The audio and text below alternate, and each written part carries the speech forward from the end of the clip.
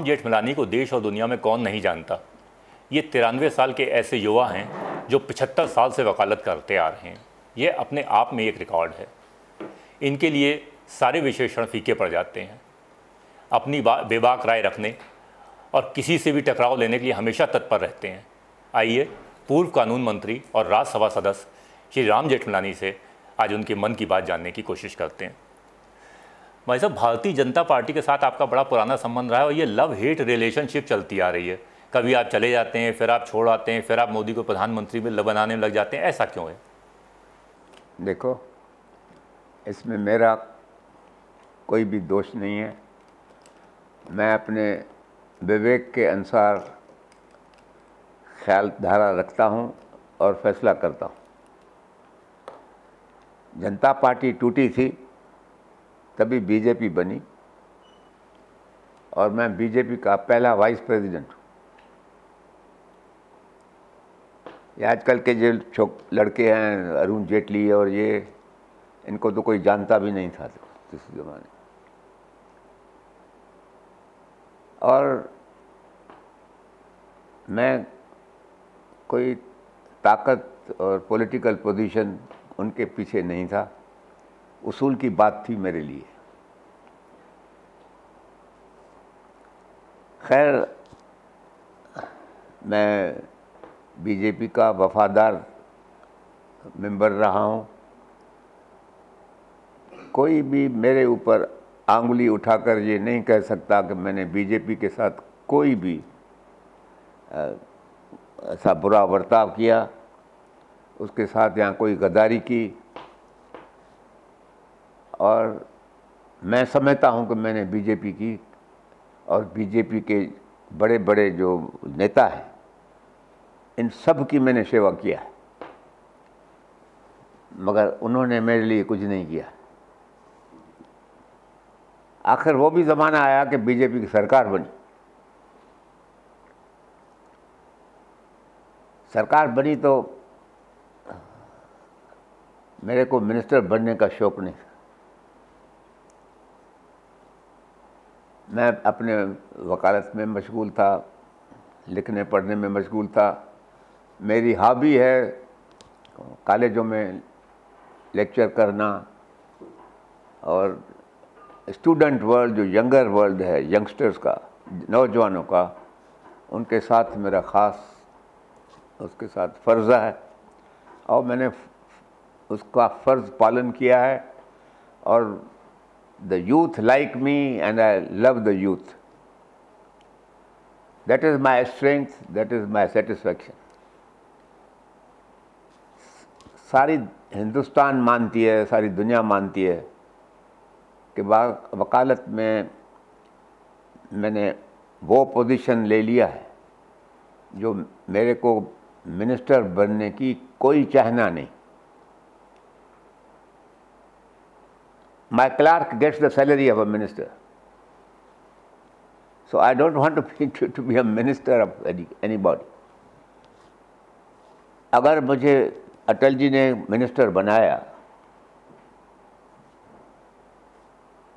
मैंने नहीं कहा था कि मेरे को बनाओ, मगर मेरे जो दोस्त थे उनको ये ध्यान में आया कि राम जेठमलानी को कैसे बाहर निकाल रखते हैं, तो उन्होंने शायद कुछ इनके ऊपर। दोस्त का नाम बता दीजिए। एक मेरा दोस्त है नस्ली वाडिया। दूसरे बीजेपी के अंदर भी कुछ अरुण शौरी है, ये मेरे काफ़ी दोस्त भी हैं, मगर उन्होंने कहा। और अगर मुझे मिनिस्टर बनना है तो उन दिनों में मेरे को शौक़ ये था कि मैं लॉ मिनिस्टर बनूँ। मैं लॉयर था तो लॉ मिनिस्टर का स्वाभाविक है, मगर मुझे इन्होंने अर्बन डेवलपमेंट मिनिस्टर बनाया। मुझे कुछ शिकायत थी इस बात की, मगर फिर भी मैंने, अटल जी के साथ मेरी इज्जत का रास्ता था और मैंने ये बात कबूल कर ली। मगर जब भी मैं उसी मिनिस्ट्री में गया तो मैं उस मिनिस्ट्री का आशिक हो गया। पहले तो उनको मैनिफेस्टो में इन्होंने लिखा था कि हम 30 लाख 3 मिलियन हाउसेस कंस्ट्रक्ट करेंगे पहले बरस के अंदर। एंड मेरा ये फ़ख्र कि मैं ये बात करता हूँ, I am very proud of what I am telling you, that there is no other minister who has fulfilled this promise. I personally saw to it that the construction of 3 million houses started in India. बहुत बड़ी उपलब्धि। पर वैसे आपको लगता नहीं कि मोदी जी का आपने इतना उपकार किया, प्रधानमंत्री के लिए उनकी पैरवी की? मोदी साहब की भी बात करता हूँ, वो बड़ी बात है जो मुझे आपको बताना होगा, मगर आपने ये पूछा है तो मैं हिंदुस्तान के कॉन्स्टिट्यूशन का स्टूडेंट हूँ, टीचर हूँ, राइटर हूँ, और पीपल्स राइट टू नो उसमें मेरा बड़ा विश्वास कि डेमोक्रेसी का जो अमृत को देखना है कोई, तो ये है अमृत उसका, the people have the right to know how the rulers are behaving. ये अपने डिपार्टमेंट का फाइल्स सब बड़े ज़माने से सीक्रेट रखते थे। अटल जी का गवर्नमेंट आया है, पहला मरतबा सिविलाइज्ड गवर्नमेंट है हमारी, and I am now in charge of this ministry. I made a first rule कि anybody who wants to inspect any file in my department can pay 10 rupees and come and inspect the department. RTI आने के पहले ही आपने ये काम कर दिया। तो ये तो एक जैसा बेशरम बिल्लियों के बीच में कोई बड़ा जानवर आ जाए, शेर आ जाए, तो बड़े हैरान हो गए थे ये चुनानी क्या कर रहा है। तो उनका अटल जी का कौन था वो, मिश्रा नाम था उसका, हाँ, ब्रजेश मिश्रा, वो मेरे पास आया कि अटल जी बड़ा हैरान है कि आपने ये फैसला क्यों किया है, हम तो अभी RTI का फैसला करने वाले हैं, कानून बनेगा। मैंने बोलो देखो बेटा, आप कानून समझते नहीं हैं, कानून हमारे हिंदुस्तान का जो कॉन्स्टिट्यूशन है उसमें हमारे सुप्रीम कोर्ट ने फैसला किया है that the people have the right to know, that is the essence of Indian democracy, and I don't see why my files should be concealed from people. जो भी है फाइल में वो है, बाकी जो मैं लिखूंगा फाइल में वो भी पढ़ने दो उनको, मैं इनके लिए तैयार हूँ। अगर किसी मिनिस्टर ने कोई बेईमानी की है जाहिर होना चाहिए। So I said I am not going to, so you go and explain it to the Prime Minister. They could not contradict me obviously because उनका इल्म थोड़ा कम है ये बातें करते हैं सर पॉलिटिक्स की, मगर एनीवे। एंड मैंने बड़े में बड़ा रिफॉर्म जो किया, आई रिपील द अर्बन डेवलपमेंट का जो लैंड के ऊपर कंट्रोल था इनका, जिसमें से इतना करप्शन चल रहा था, and therefore all the builders of India were grateful to me, and they were and they helped me to fulfill my promise of constructing 3 million buildings. आखिर एक बरस जब भी मैं डिपार्टमेंट से इतना खुश था कि मैं पब्लिक सर्विस कर रहा हूँ, मेरी तो लॉ मिनिस्ट्री की जो चाहना थी वो निकल गई, तभी मेरे को उन्होंने कहा कि लॉ मिनिस्टर बनो अभी। ठीक है, प्राइम मिनिस्टर का अधिकार है किसी भी मिनिस्ट्री में भेजना, मेरा अधिकार है कि रिफ्यूज़ करना अगर मेरे को पसंद नहीं है। I to resign, but I didn't want to resign. I went into the law ministry. Law ministry में मेरे से पहले जो मिनिस्टर था वो था तंबी दुराई था, मेरे को तो नाम भी नहीं याद। तो मैंने देखा कि एक वकील था, छोटा सा यंगस्टर, 1 बरस की वकालत की थी जिसने, वो भी किसी कैपिटल टाउन में नहीं, के छोटे शहर में।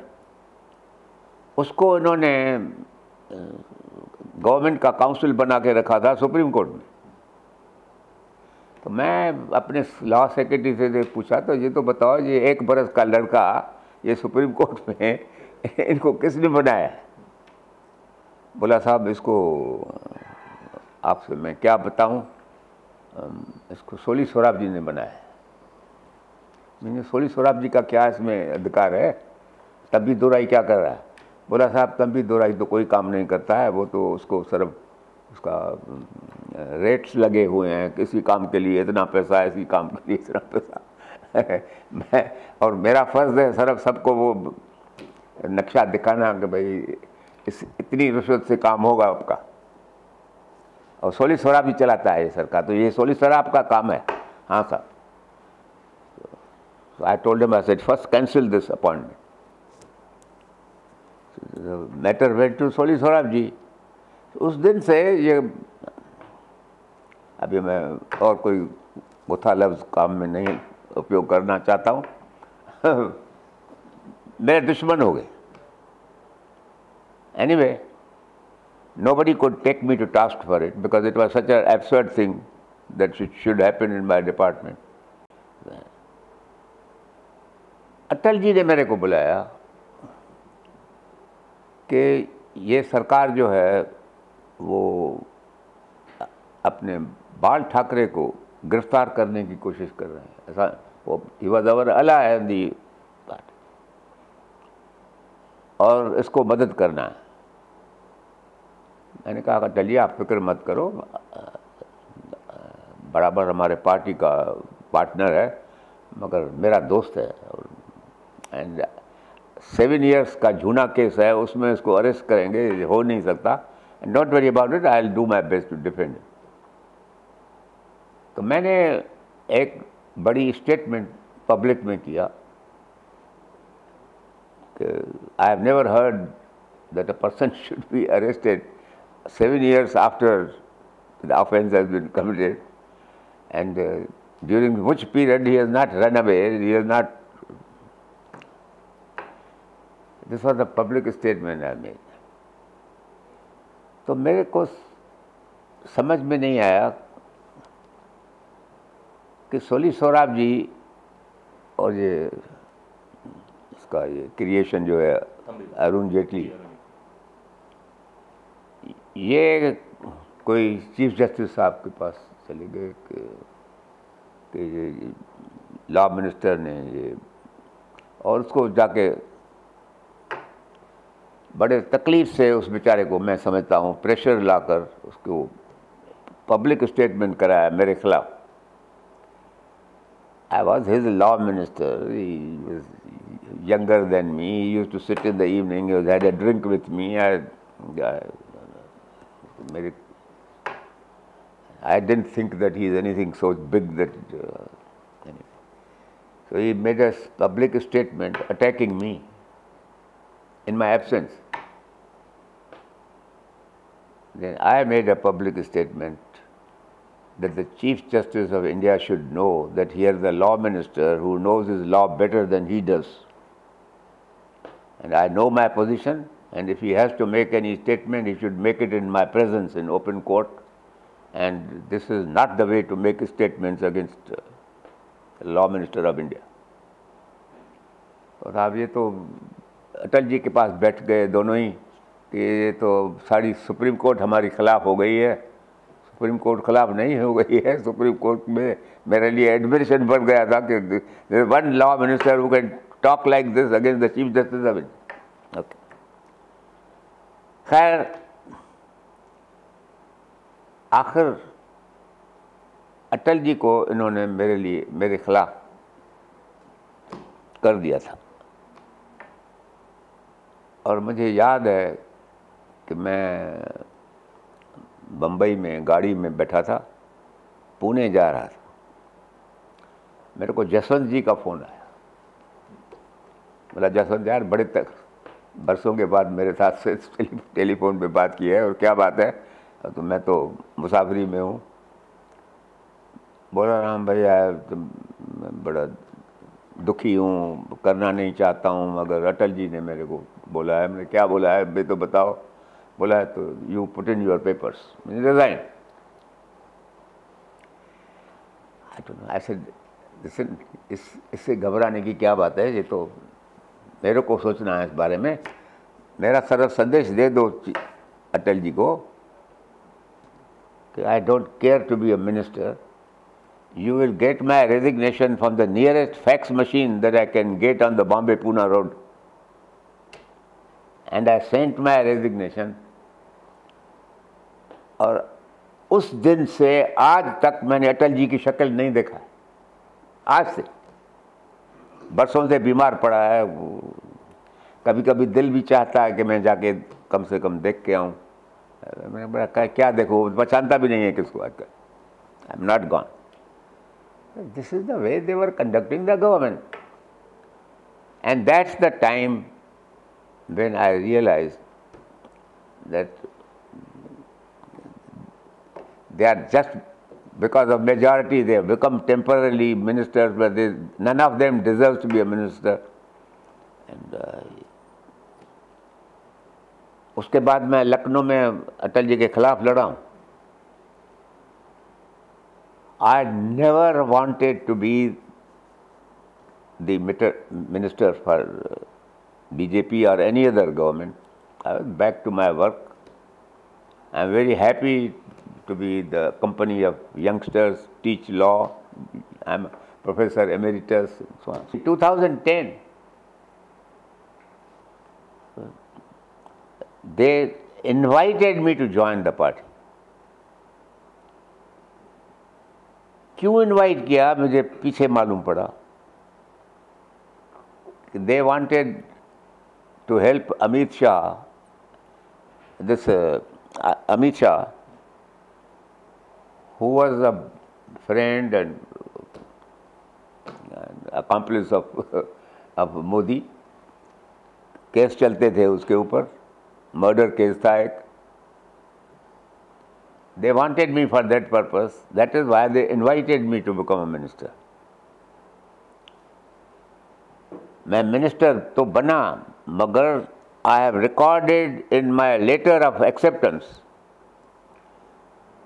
that so far as I am concerned, you know my views on every subject.